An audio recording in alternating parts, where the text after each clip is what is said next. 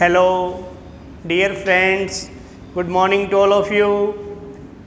आपका आचार्य दीपक के साथ विवेकानंद गुरुकुल फतेहाबाद यूट्यूब चैनल में हार्दिक अभिनंदन है। मैं आचार्य दीपक आपको आज रूपक अलंकार पढ़ाऊँगा। तो अलंकार एक आभूषण होता है। जिस प्रकार नारी का आभूषण उसका गहना है, उसकी चेन, कंगन, बाले, पायल, ये सब उसके गहने हैं। उसी प्रकार से जो कविता होती है, जो पोएम होती है, उसके गहने अलंकार होते हैं। तो अलंकार, रूपक अलंकार। अब रूपक अलंकार में दो बातें आपको आनी चाहिए कि रूपक अलंकार होता क्या है। एक तो आपको उपमेय, उपमेय क्या होता है, और दूसरा उपमान क्या होता है। देखो प्यारे विद्यार्थियों, मुझे भी कंफ्यूज है अब तक, लेकिन जब आप बार बार पढ़ोगे तो आपको समझ में आ जाएगा। उपमेय, उपमेय मतलब कोई संज्ञा शब्द कह लो, कोई संज्ञा शब्द कह लो, मतलब जिसकी किसी के साथ उपमा की जाए, जिसकी उपमा की जाए, जिसकी उपमा की जाए। आगे बात समझ में। और उपमान होता है, उपमान होता है जिसके साथ तुलना की जाती है, वो होता है उपमान। जिसके साथ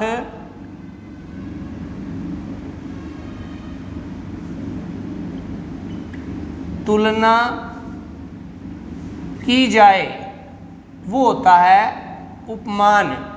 अब उपमेय और उपमान, इन दो शब्दों का ज्ञान होना आपको बहुत ही जरूरी है, तब आपको रूपक अलंकार अच्छे से समझ में आएगा। अब कोई भी संज्ञा शब्द है, राम है, सीता है, लक्ष्मण है, दीपक है, कुलदीप है, राजेश है, सतीश है, प्रमोद है, ये सब क्या है, ये संज्ञा शब्द है। और संज्ञा शब्द की जब हम किसी के साथ कंपेयर करते हैं, मतलब संज्ञा शब्द तो उपमेय हो जाता है जिसकी उपमा की जाती है किसी के साथ, और उपमान होता है जिसके साथ तुलना की जाए। ठीक है, तो ये उपमेय और उपमान होता है। तो उपमेय और उपमान की जानकारी होनी चाहिए। यहाँ क्या है, हमने जो उपमा अलंकार पढ़ा था, उपमा अलंकार में हमने कंपेयर किया था, समानता प्रकट की थी। क्या था उसमें? चंद्रमा सा मुख, चंद्रमा सा मुख। देखो प्यारे विद्यार्थियों, चंद्रमा सा मुख, अब जो सा शब्द है ये वाचक शब्द है। चंद्रमा सा मुख, चंद्रमा के समान मुख। यहाँ क्या है, हमने कंपेयर किया, तुलना किया, तो यहाँ क्या है, उपमा अलंकार है। देखो अब मैं सा शब्द हटा देता हूं, जो वाचक शब्द है उसको मैं हटा देता हूं, मैं लिख देता हूं चंद्रमुख। चंद्रमुख, चंद्रमुख मतलब है चंद्रमा रूपी मुख, चंद्रमा रूपी मुख। यहां रूपक अलंकार होता है। यहां क्या होता है, रूपक अलंकार होता है। दो चार उदाहरण करेंगे हम। क्या है, कोई वस्तु है, उसमें आरोप कर दिया जाता है कि ये फलानी चीज है, तो वहां क्या होता है, रूपक अलंकार होता है। उदाहरण करते हैं, उदाहरण से आपको और अच्छे से समझ में आएगा। उदाहरण देखिए,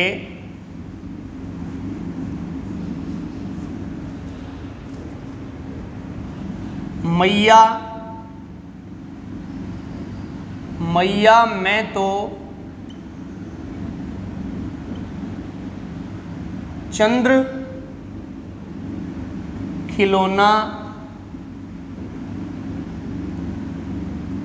ले हूं।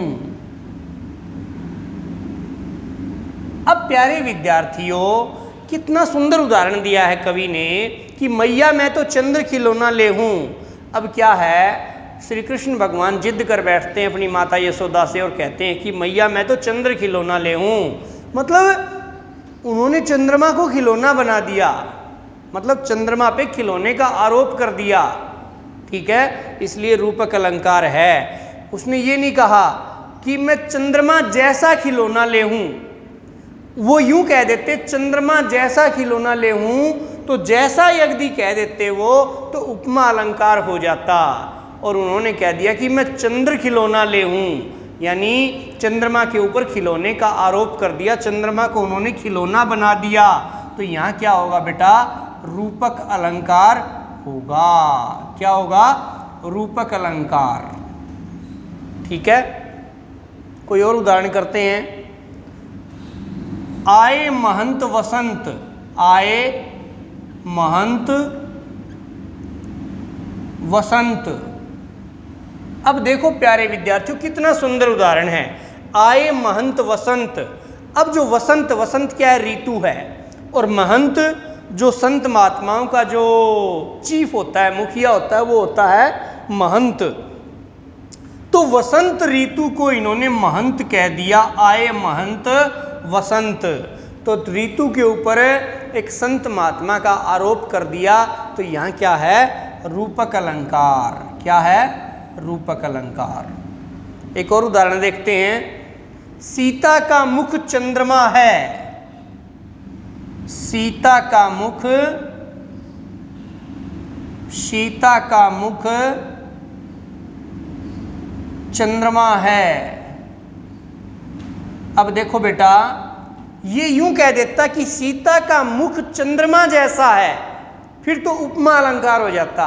इसने कह दिया कि सीता का मुख चंद्रमा है, यानी मुख के ऊपर चंद्रमा का आरोप कर दिया। ठीक है, मुख को ही चंद्रमा बता दिया। तो यहां क्या है, रूपक अलंकार होगा। क्या होगा, रूपक अलंकार। और कोई उदाहरण देखते हैं। प्यारे विद्यार्थियों, क्या है कि उपमा अलंकार में तो सा, सी, से, जैसा, ज्यों, सदृश, सरिस, इस प्रकार के वाचक शब्द आपको मिलेंगे, और वाचक शब्द लुप्त हो जाए वहां क्या है, वहां रूपक अलंकार हो जाएगा। यह तन, यह तन कांचा कुंभ है, यह तन कांचा कुंभ है। तो यह तन क्या है, गड़ा है। कैसा गड़ा, कच्चा गड़ा। क्या, यह तन जो शरीर है वो क्या है, कांचा कुंभ है, कच्चा गड़ा है।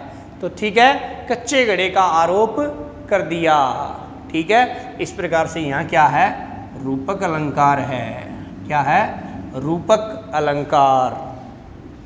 और उदाहरण देखते हैं।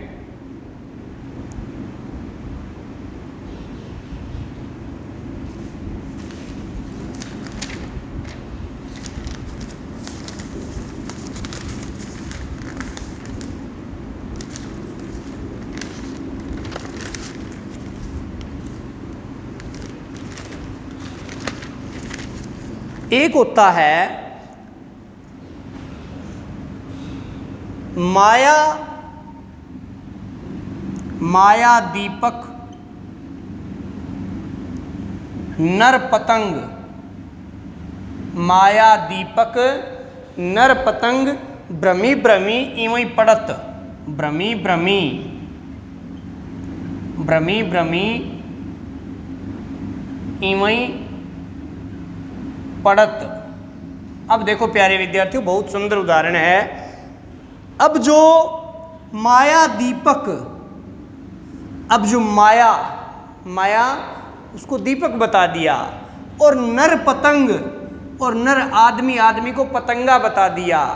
माया दीपक नर पतंग, माया को क्या बता दिया, दीपक बता दिया, और नर को क्या बता दिया, पतंग बता दिया। पतंगा जो अग्नि में पड़ करके खाक हो जाता है, राख हो जाता है, अग्नि में पड़ के जल जाता है। इस प्रकार आदमी माया के चक्कर में इतना है कि वो माया के चक्कर में पड़ के क्या हो जाता है, एक पतंगे की भांति भस्म हो जाता है। भ्रमी भ्रमी इवई पड़त, और भ्रमित होकर के इसमें क्या है, वो गिर जाता है। तो माया दीपक यहाँ, अब माया, माया को दीपक बताया तो यहाँ रूपक अलंकार, और आदमी को क्या बताया, पतंगा बताया। ठीक है। आदमी को क्या बताया? पतंगा बताया। अब आप देखते होंगे बारिश का मौसम जब होता है तो लट्टू जो लाइट होती है उस लाइट पर क्या है, छोटे छोटे जीव आते हैं उड़ते हुए, ठीक है, शाम के समय। और वो जीव क्या है, जो लाइट की जो गर्मी होती है और सुबह क्या है हमें ढेर मिलता है, क्योंकि वो लाइट की जो अग्नि होती है, जो एक प्रकाश होता है, तेज प्रकाश, उसमें वो जल करके भस्म हो जाते हैं, ठीक है, जल जाते हैं। तो इस प्रकार से वो नीचे कई बार पड़े भी मिलते हैं हमारे को। तो उसी प्रकार से माया, दीपक, नर, पतंग। नर आदमी को तो पतंगा बता दिया और माया को क्या बता दिया? दीपक। इसलिए यहाँ क्या है? रूपक अलंकार है, यहाँ आरोप कर दिया। माया के ऊपर दीपक का आरोप और पतंगे के ऊपर नर का आरोप, ठीक है। एक और उदाहरण देखते हैं। प्रेम सलिल से द्वेष का, प्रेम सलिल से द्वेष का सारा मल धो जाएगा। अब देखो, प्रेम रूपी सलिल, अब प्रेम रूपी क्या है? सलिल। सलिल माने होता है पानी। प्रेम रूपी पानी से द्वेष का सारा जो मल, मैल, जो गंदगी है वो धुल जाएगी। तो जो पानी है, जो प्रेम है, उसको क्या बता दिया? पानी बता दिया, ठीक है। प्रेम रूपी पानी या पानी रूपी प्रेम से, प्रेम रूपी पानी से, प्रेम रूपी पानी से। तो यहाँ क्या है? रूपक अलंकार होगा। यानी यहाँ उपमा का जो तुलनात्मक शब्द है, वाचक शब्द है, वो मिट जाता है और उसी प्रकार से सीधा सीधा जुड़ाव हो जाता है। भी ये चीज़ तो अब प्रेम और पानी, पानी और प्रेम की मतलब तुलना नहीं की, प्रेम को पानी बता दिया, प्रेम को क्या बता दिया? पानी बता दिया। अब तन को कच्चा घड़ा बता दिया, अब आदमी को पतंगा बता दिया, माया को दीपक बता दिया। तो यहाँ क्या है? रूपक अलंकार होगा। इस प्रकार से प्यारे विद्यार्थियों, हमने रूपक अलंकार का अध्ययन किया। आप निश्चित तौर से कभी भूलोगे नहीं। और उपमेय और उपमान का ध्यान रखना कि उपमेय और उपमान आपको पता होना चाहिए कि उपमेय क्या होता है और उपमान क्या होता है। और डिटेल से पढ़ने के लिए आप आचार्य दीपक से साथ जुड़े रहिए। आज के लिए इतना ही प्यारे विद्यार्थियों। जय हिंदी, जय भारत।